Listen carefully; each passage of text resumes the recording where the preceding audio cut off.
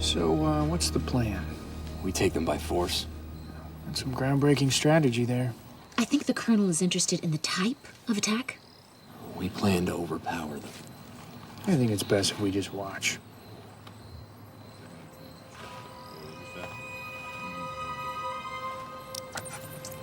Now.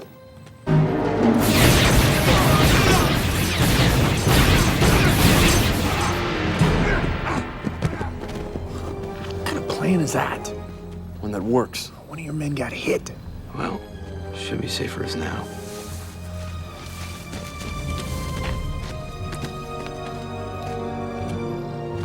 This guy's dead?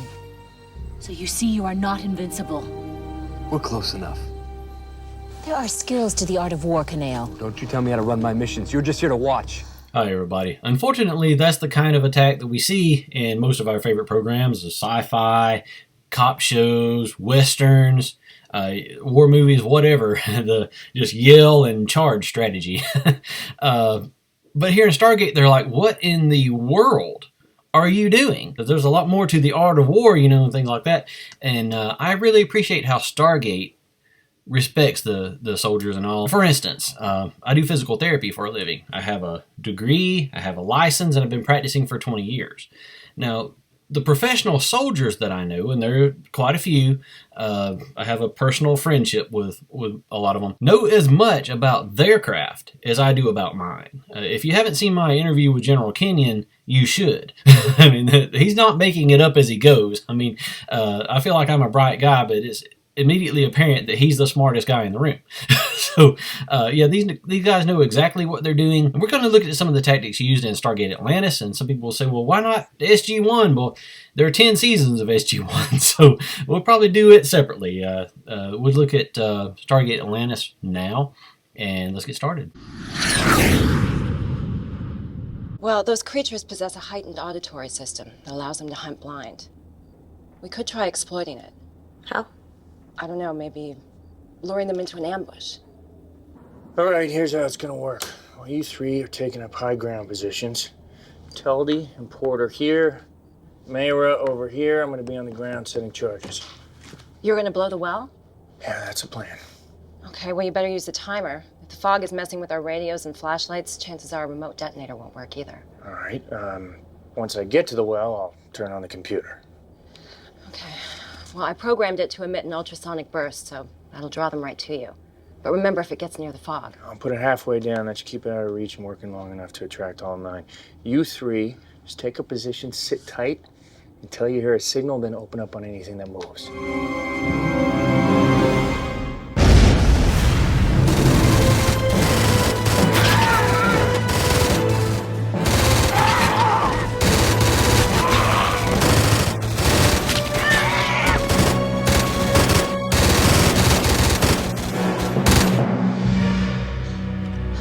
Here we have a trap to lure all the opponents into one area, and then explosion, take out as many as possible, and then flanking high ground positions to take out the stragglers. Seems simple enough, but it's a lot more complex than charge.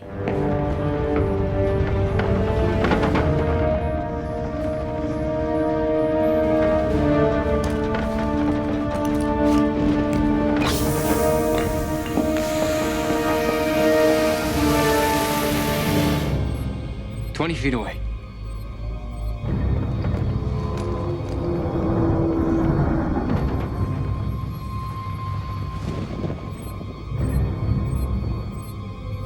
"5 feet. There's so much smoke. Which way?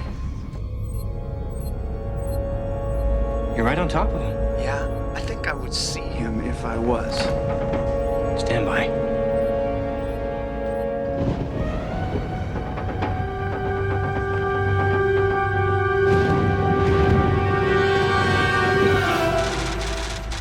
Do you see him? Did you get him? Report.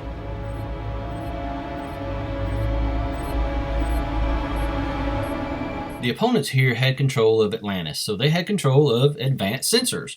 So they could locate Shepard easily, so how do you counter that with just a smoke grenade? Well, he used those sensors as part of the trap to lure them into that room. and then he obscured their vision with smoke, because you still have to locate the target and aim with your own eyes. Okay, and he took up a high ground position, lured them into the room, waited till they were clustered together, and took them out. Sooner or later, I will have you.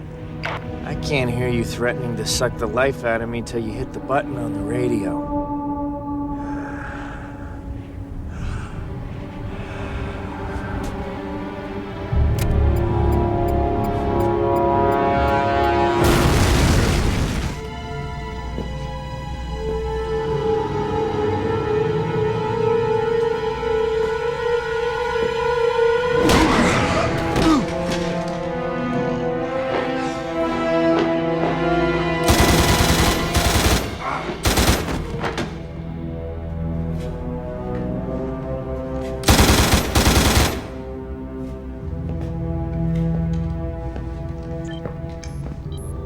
Okay?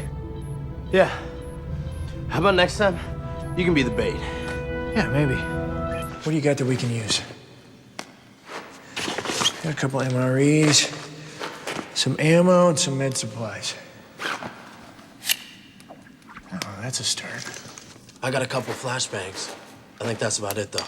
Flashbangs? We're kind of like grenades. Pull the pin to press the trigger. Once you let the spoon pop, you got about 1.5 seconds before the room's filled with 2.4 million candle power and a bang that's rated at 175 decibels. We'll stun anyone with their eyes and ears open for about 10 seconds.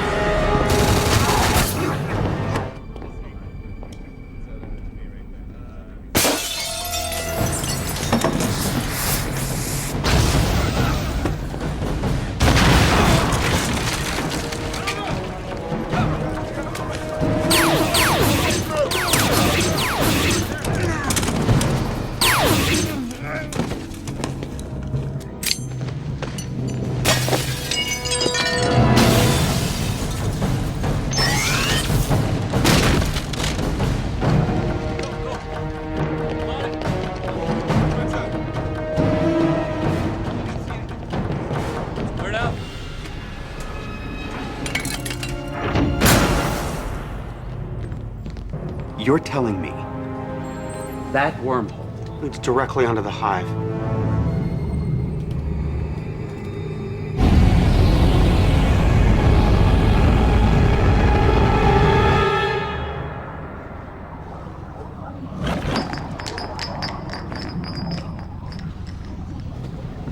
That cleared the way? That's one way to find out.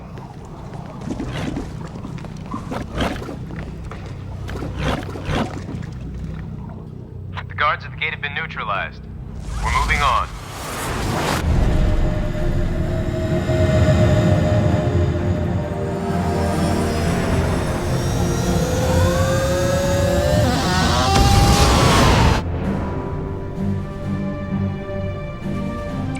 Okay, they're moving away.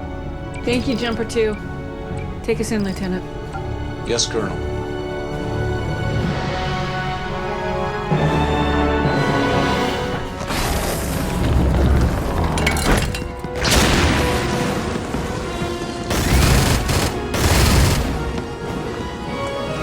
So I think we get the point. They use a lot of grenades. They use frag grenades, they use smoke grenades, flashbangs, etc. If you absolutely have to charge into a room or a building or a starship or something, that's the way to do it. I mean, it's just common sense. So why don't our other favorite shows do that? When the stormtroopers were boarding Leia's ship in A New Hope, why didn't they throw a grenade in there? A single grenade would have cleared that hallway. But they didn't do that. They just went charging in with their guns. When the Jem'Hadar charged into the cave in the Siege of AR-558, a couple flashbangs would have made all the difference. Or a couple frag grenades would have cleared half the room. But that's not what they did. So I guess the guys in Stargate are the only ones smart enough to do that. I mean, okay, we see it sometimes in our other programs, but it's very rare. But it's standard procedure in Stargate. Also note in this last clip that they used a separate jumper as a decoy to draw away the fighters before they landed. And again, that's fairly simple, but Other people don't do that. Borrowing one clip from SG-1, we see here the futility of just walking into a room full of hostiles armed with automatic weapons.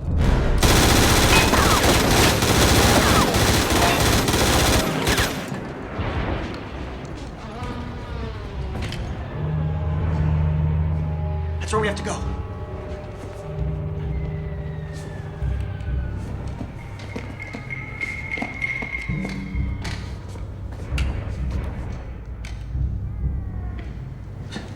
What's that? I didn't get all that. What do I do? Look, I'm getting good at the rolly things. Maybe I can,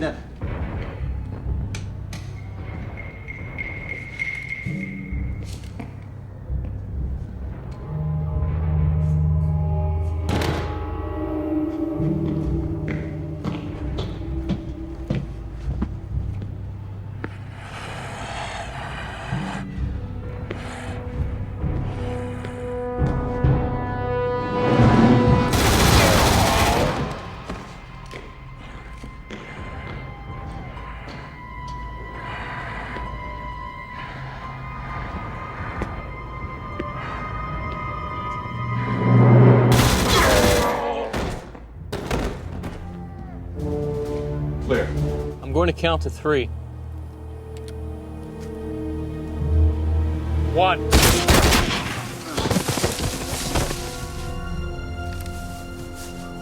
Where have you been? No, my spidey senses felt a ambush coming on. Well, and you couldn't mention it? Well, not without tipping them off, no. What took you so long? We're just about to get... take up position so I could shoot all 3 at once. So he circled around using the brush to obscure his approach until he got where the opponents were almost in a line and one sweep of automatic fire could take them all out. That's a lot more realistic tactical maneuvering than the dive behind a rock thing, we usually get, or charge.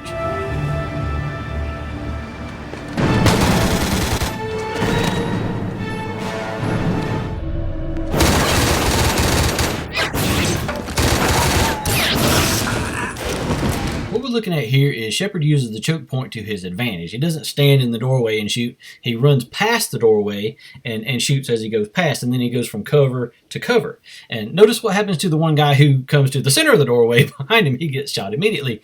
But Shepard, he moves past and shoots the guys as he passes by. Here comes the creme de la creme. C4, how much do we have? Bunch, why? Oh, it's desperate. Well, so are we. We need to split into groups. I was going to suggest that anyway. Why? What are you thinking? If we're going to destroy these guys using replicator disruptors, we have to hit them all at once. We'll probably only get a dozen or so shots off before they manage to figure out the frequency. So what, you going to get them all to stand in one place at the same time? Clever, yes. Or we could figure out a way to send one massive blast to the city.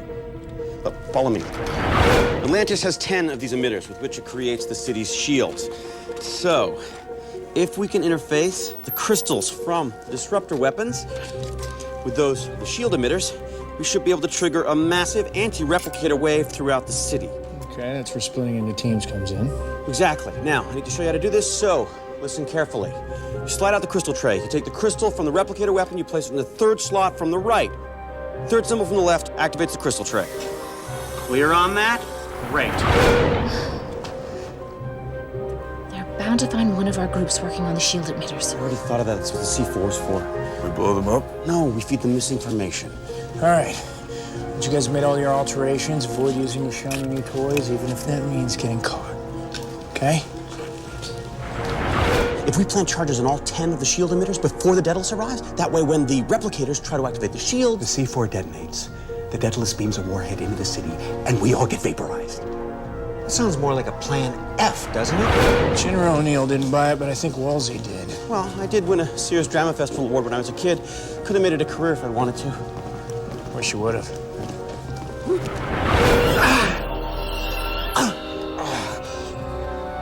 We need to get to the shield emitter stations. Remove the C4 explosive you find there. Way to resist. I said I wasn't good at this. Talus, the Daedalus is approaching the planet. As expected. Activate the shield.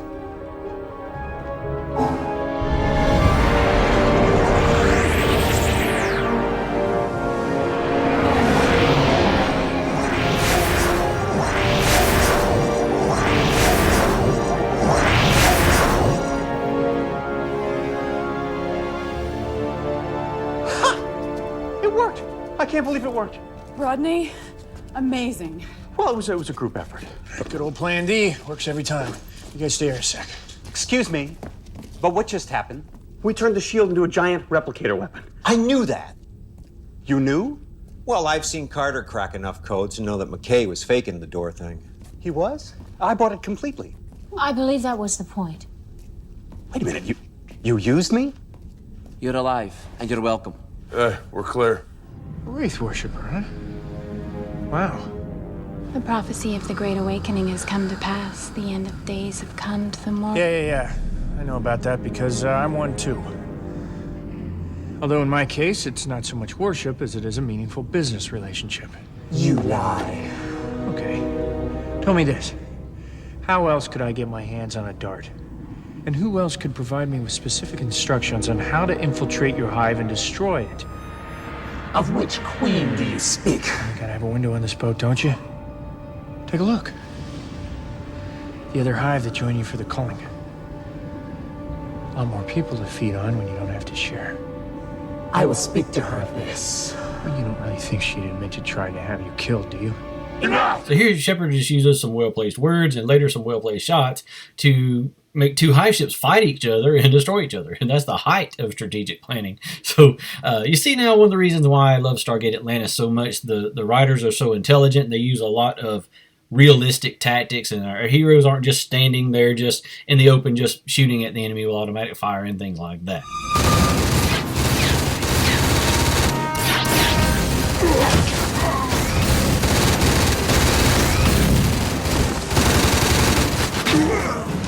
Dial the gate.